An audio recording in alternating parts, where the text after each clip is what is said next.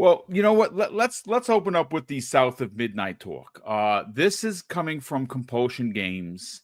It has a very unique stop motion esque animation, right? It is dealing Amazing. with lore from the deep south, something that you very rarely see in gaming, right? We haven't seen a game like this with this kind of lore in I don't remember, to be quite honest with you, and I'm very excited to learn about it. So look, I know I give IGN the business for the most part. I really don't like a lot of their journos simply because even though they will never admit it, they like to use hate rhetoric as as a driving point for how they sell their articles. So obviously it's all about the click, and I don't like that. But I did happen to find an article that was written by Travis Northup. This was posted on November 12th, and it's actually very well written, and it specifically breaks down some of the things about South of Midnight that has me as a gamer super excited. The title of the article says South of Midnight first preview. Compulsion Games bets big on art, music, and deep South folklore. Now, it goes on to say here South of Midnight is set in a part of the world we don't see too often in games, the American Deep South. It isn't just a backdrop for you to fight monsters, but rather the entire premise on which the adventure sits, with characters, folklore, and the mythical creatures all drawn from real world places and stories. During a hands-off demo, I saw flooded wetlands after a recent storm, mosquito-riddled swamps, and manners of which are infused with elements of fantasy that I did not see anywhere else. Look, see, one of the things that I find a bit nauseating with the community, and obviously this is a blanket statement. When they and I say they, yeah, and again, there's no specific person, group, or publication that I'm looking at. I'm specifically doing a broad stroke. One of the things that has been a running narrative, at least with the DEI stuff, is that it's all bad, and that it's all trying to change the way we play games. And I'm here to tell you, I don't think that's the case. I think games like South of Midnight, like Avowed, they absolutely need them because, like I said the other day, we have to understand as humans that the people making your games are coming from all walks of life. And then we have to understand that. And everybody deserves to be represented. I'm sorry. You're not going to get me to bend or move on that. Representation is incredibly important. And it should be important to you as a person. Now, if it's not, I'm not going to fight you on it. But it's important to me. It's important to Mrs. Boom. And it's important to this channel. Now, South of Midnight, let's get back to gaming, is a game that I think has the potential to be a game that's going to be talked about at the end of 2025 for multiple reasons. And I don't think any of them are negative. I think that this game has an animation that we have not seen many types of games in any genre have. I mean, the best thing that I can compare this to is something like Coraline, which was a film, one of my favorite films. And it had a stop motion type animation that I thought was brilliant. That's the kind of feel I get from this. And look, at the end of the day, just based on what I've seen in the previews, what I've seen posted from multiple different publications, as well as this recent 20-second or 21-second post by Compulsion Games and Clobreel, I got some serious Devil May Cry feels out of it. I'd even dare say that it had some combat elements that reminded me of God of War 2018. And look, maybe that's not your bag, but that is definitely my bag. And I kind of want to just throw this out there to the community. I mean, look, I get it if you are someone that has a stout opinion about DI, the DEI stuff. I totally get all of that. If you don't want that peanut butter in your chocolate, that is your choice as a person. That is your choice as a gamer. But can we at least give this game a chance? I mean, for crying out loud, like I said in the opening, it doesn't even have a release date. It has a release year. It's coming out next year. Now, the rumor, thanks to Will Broke Boy Lewis, and because, of course, he bought the collector's edition for the music, says April. April, I think, is a perfect time for this. Obviously, Avowed is coming out in February. You got all of February, you got all of March, and then if this comes out towards the end of April, it literally has almost 3 months to get out of Avowed's way, and now do its own thing. And this is running into what we were hoping that was going to happen this year and didn't, and that is the one AAA game per quarter. And if this is game number 2 for 2025 for Xbox, knowing that you still have Fable at the end of the year, you still have Call of Duty potentially in I would imagine somewhere in October. That's your 4 bigs, and on top of that, you still might have In Exiles. Oh, you got Doom.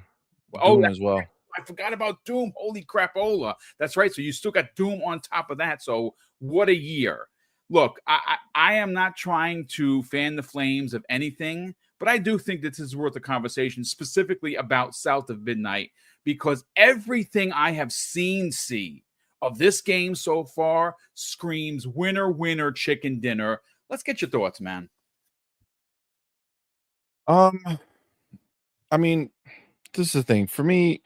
South of Midnight, I've been excited from day one. Right, the moment that we saw the trailer for it at their June showcase, the year it was shown, I was hooked immediately. And they haven't disappointed. They've done nothing but increase my hype. They show more of the game. That second, showcase that they did the gameplay trailer of it, where you saw it in action, it looked phenomenal. And then, they recently pulled a showcase like for January type deal and just dropped the deep dive on it.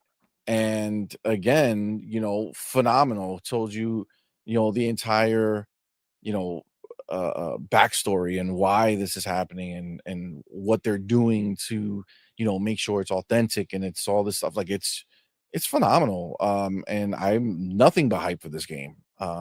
And I feel bad for the people who are so caught up in like politics that forget that this is gaming, right? Like there's been women characters, there've been black characters, there've been like every character has existed. There's blue characters, there's aliens. Like I don't know what is it that these people have like they're so I don't know, like do they love politics so much that they're like, well, I talk about politics in my real life over here, so let's make sure I bring it into my gaming on a nonstop consistent basis now. It's just wild to me why it has to be a thing. And honestly, I tend to ignore it. I mean, obviously most of us are all aware of what's going on in this industry, and we know that they've already done it to Avowed. There's already some talk about it in Indiana Jones, and it's like, dude, like I don't understand what people are supposed to be making nowadays. Like, is it just like, hey, I'm making a white male character? Yes, that's it. Like that's it. Like that's the only character that we can play in a game. Like if it's a woman, it's a issue.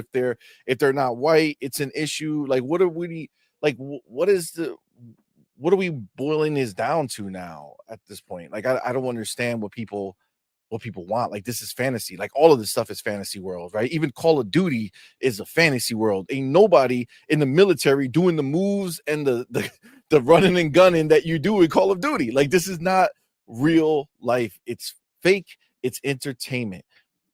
Everybody likes different types of entertainment, dude. Like there's thousands of movies that release in a year and you don't watch them all. You know what I'm saying? Like some movies are just not for you. They're not for your taste, right? Same thing with TV shows. Look at Netflix. It has countless of, pieces of entertainment that go into there.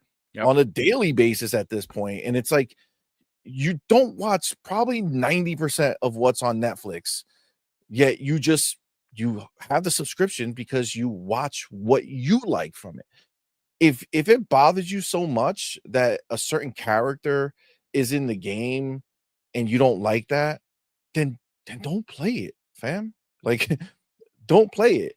If you're saying to yourself, man, these are Xbox first party games, I'm sick of this, then go buy a different console.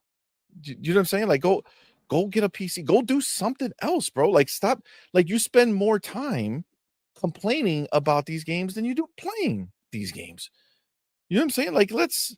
Let's cut the crap. South of Midnight looks phenomenal. The gameplay looks dope. I'm loving. I love the art style. They completely nailed it.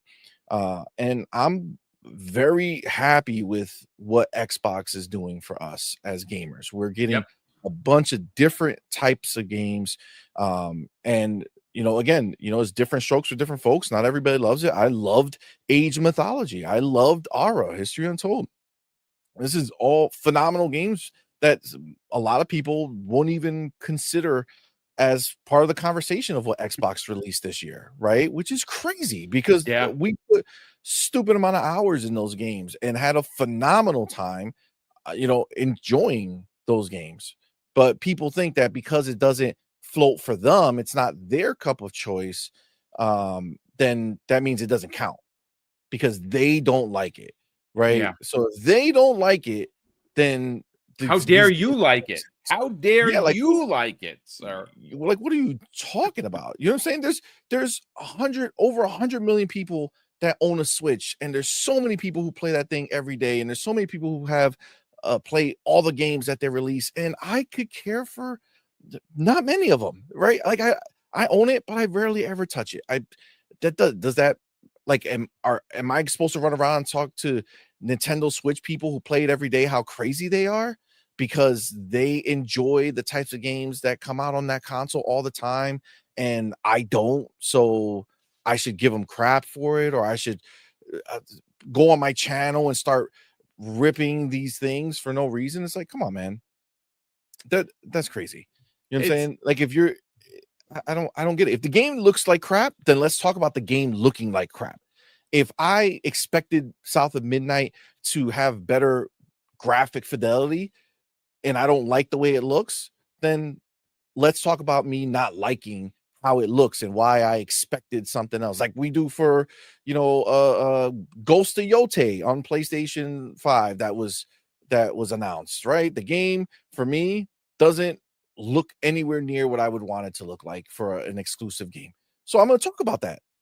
I don't care. Like, that game too had a little of this DEI or this woke stuff because of the character and the minute they announced that it was a female lead rather than it be Jin, which of course, look, I'll be honest with you, and who plays her, supposedly ridiculous. She's part of it, and it's like, who the dude, I don't give a crap. What I want is a dope ass game, and I want a game that doesn't look like it came out on that it could come out on PlayStation 4 tomorrow, right? Like, that's what I want from the new Ghost game, right? I don't give a crap that it's a woman. I don't care who plays her. I just want a dope ass game. There's dope ass games led by women constantly. Tomb Raider was one of the dopest games, and why? Because what are you saying, that the only reason you liked Tomb Raider back in the day was because they put some fake ass triangle boobs on her? Like, that was your bag? You're like, oh man, I love me some triangles. You know what I'm saying? So Tomb Raider's dope because they have a triangle to lady. You know what I'm saying? Like, what are we talking about? Yeah. No, it's a phenomenal point. Look, I want to read a little bit more from the article because it does really give us a real nice look into what to expect with this game. The author goes on to say, these exotic places fit nicely with an equally unusual art style that emulates stop motion animation, yet another rarity in games, and one that would be sure to fog up Guillermo del Toro's glasses. And of course, that guy is a legend. The whole thing looks like it was ripped from the pages of a children's storybook, which I really dug. It definitely took some time at first getting used to the movement, as it might be considered to be wonkiness to the untrained eye, but it also adds to the otherworldly fantasy charm that South of Midnight oozes. Now, again, it's stop motion animation. It is not frame rate issues. They've already cleared that up, and I can't believe that And you was. could turn it off, And you right? can and There's, I you think, can turn it off, which I'm yeah, not going to do. Which I'm again, not. options, I love the way folks, it looks. options. Holy cow! But this is where it gets interesting. This article goes on to say it can sometimes be pretty difficult to understand how exactly a game will feel to play during a hands-off demo. But in the case of South of Midnight, touching a controller wasn't necessary to recognize its best quality. Its music. Each level has you facing off against a cryptic from the Deep South folklore as Southern inspired blues and jazz intensifies, and the lyrics help tell the story of whatever beast you're tracking down. In the case of this particular demo, it was an enormous alligator called Two Toed Tom. And check this out, based on an actual legendary creature, which is freaking awesome. It goes on to say at first, the music started slow with a slick bass line and a choir whispering Two Toed Tom. But by the time we unraveled the mystery of the mythical gator, it progressed to the final confrontation. The chorus reached a fever pitch, the words of which told the tale of poor old Tom. Look, folks, I know that I'm a nerd. I got goosebumps reading that because I'm a story guy. As much as you see me running around shooting up the place in Call of Duty, I love that. But what has made me stop playing Call of Duty for now 5 days has been Indiana Jones. Not because I'm racing to review it, because I'm not playing a game like that. It's story. And the story right here that we're going to be learning about next year in South of Midnight has me so excited because I have never played a game that has focused on the Deep South. I have never played a game that has this type of stop motion animation that uses both its visuals, its music, and its lore to tell a very unique type of story. Again, Yeah. if you are someone that are triggered by the words or by the letters DEI, maybe this segment isn't for you. I think people need to get back to playing freaking games. And I don't know where we went wrong. And I'm saying we as a community, not me as a person or not C as a person. I mean, as a community where politics has gotten so gummed up and shoved into gaming, it doesn't have to be like that. You can pick up a controller, see, and play a game and enjoy it. Don't worry about how they got to where they got. Are you enjoying the game? Are you enjoying the story? Do you like the character? If all of that is a checkbox yes, then you know what? You should probably play this game. I really kind of wanted to drive the point home, see, about how people are already condemning this game and it doesn't even have a freaking release date. And I think that is some of it is console war rhetoric nonsense, which if you are running that narrative, you as a human should be tremendously ashamed of yourself. But again, don't use console war rhetoric and then try and mix it with your politics to make your point across. I think that's disgusting. And I really think that this game needs to be given a chance. Everything that we have seen so far, says that this is a winner of a game and something that Xbox fans have been asking for. Sure. Does it look like God of War? No. Does it have to? Absolutely not. But it is that third-person, story-driven, adult-themed narrative that we have been asking for. And look, we're getting it. We're getting it in spades in 2025. This is one of them. See, anything else you want to just add before we move on to the next topic? Yeah, I mean, I think the last game that was in the South that was dope was Mafia 3.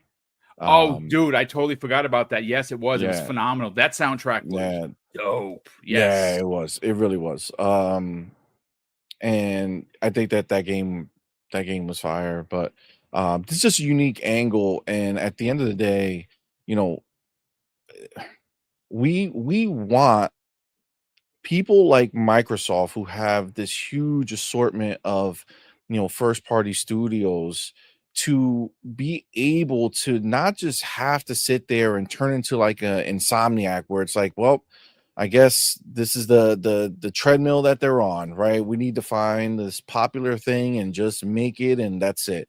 It's like, no, we like the gaming has matured as an art form, right? Like it's not just the same things over and over again. People can go ahead and create different stories and different, taking place in different places and different times. And like we don't need to be stuck in the same routine constantly. Like why do you guys like some of these people, they just want the same things, right? Over and over again. And sure, you want maybe some gameplay mechanics that you can relate to, which is what Boom is talking about when you look at like South of Midnight and think that it has some semblance of like Devil May Cry or like a God of War, right? Like they're giving you fresh and new while also giving you something that you can relate to and say, okay, I can see where this game fits in for me because I like those types of games and I like the unique setting and the graphics or whatever it is, right? So, you know, like let them just be different. Allow them to make different types of games, take advantage of their size and not have to stress about, oh my god, this game didn't sell, you know, 10 million copies, so we're screwed or we have to shut down the studio, right? Like let them in have that ability without constantly downplaying things. I mean, I've seen a lot of people post a lot of different things on social media and about all this nonsense when it comes to these games now. And I haven't read one good take on it. I've never heard anyone successfully give their reason why this nonsense that they keep talking about is an actual problem and not just some type of you know preference that you don't have. You know what I'm saying? Like that, it just that's all it sounds like every time I ever see anything written or spoken about this DEI thing or the woke stuff. It's like it just sounds like you don't like it, so you're mad.